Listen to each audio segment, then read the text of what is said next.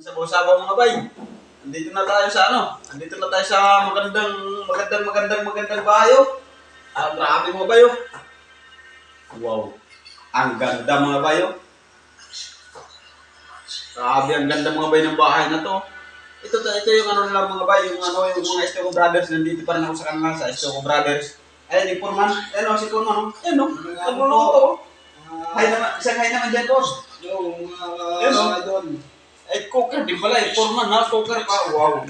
Ayos talaga mga bay. Medyo nag-enjoy ako dito sa sama-sama sa kanila eh. Sana nga, lagi niya ano eh.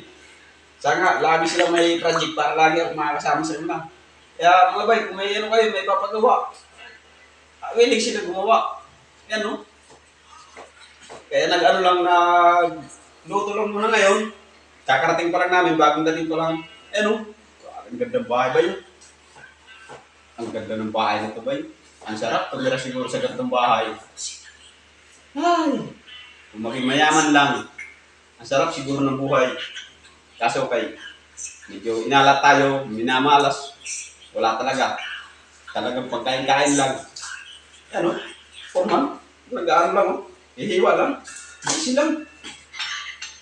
Dapat yung forman hindi nag-aaral, nagluluto eh. Siya nagluluto eh. Mapapasunod kamay eh. Pero yun ang best niya eh. Pagluto tapos pag yung pag-i-stow ko. Ang galing mga bay. Ano? Ano ba yun? Ang ganda ba yun? Ito. Yung break ko lang kanina, natatawa kami. Tinawanan na ako eh. Kaya yun, no? Pag ginanyan mo, wala.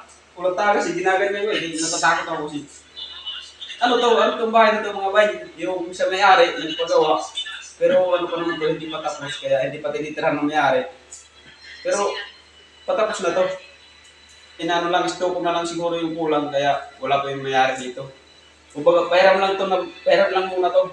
Kaya yung mga gamit dito lahat sa may-ari, iniingatan lang. Mahirap din yung trabaho nila. Kasi kung saan-saan sila nakakaritos, nakakatry sa gantong bahay. Oh, ang ganda mga bay ng ano nila. Ang ganda ng trabaho nila. Kasi pag lang nakakatarna sila sa itong bahay. Magagandang bahay ito mga bay. Pero hindi naman lahat. Yung isang yung isang project na pinanggalingan namin, yun? Hindi pa kasi ganun tapos yun. May may barracks lang sila. Doon sa parang tawid lang. Kumbaga barracks lang, kubo lang.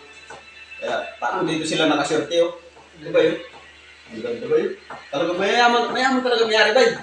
Ano ba yun? Ito, ilaw pa lang. Ang ganda ba yun? May mga ganito kayo ba yun?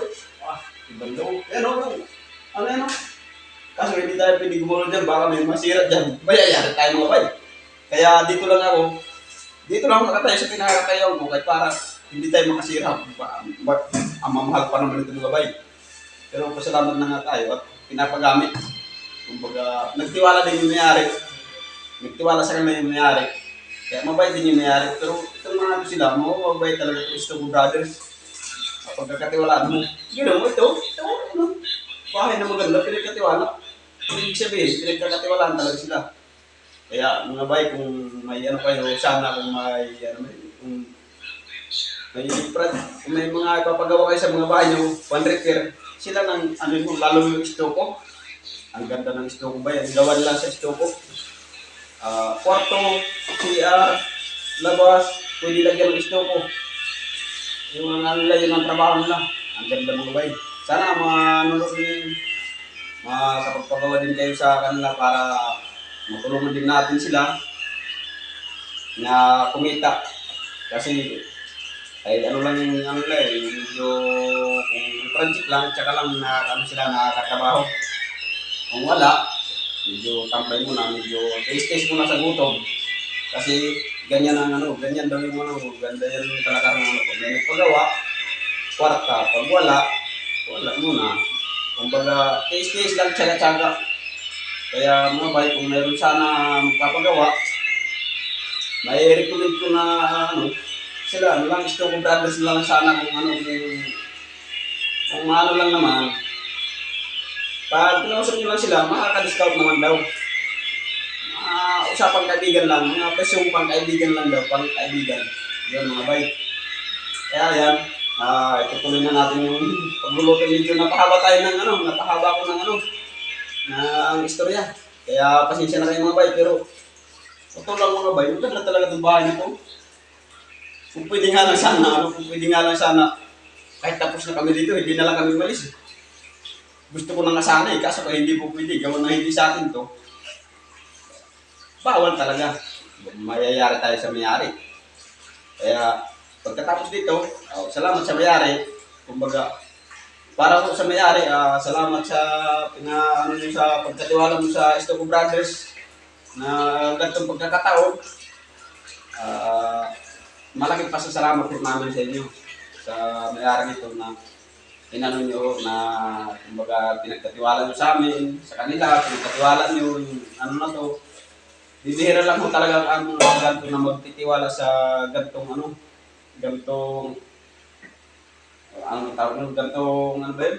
Yung pagkakatiwala yung bahay nila na ganito. Dapat nga uwian, kaso kay malayo sila.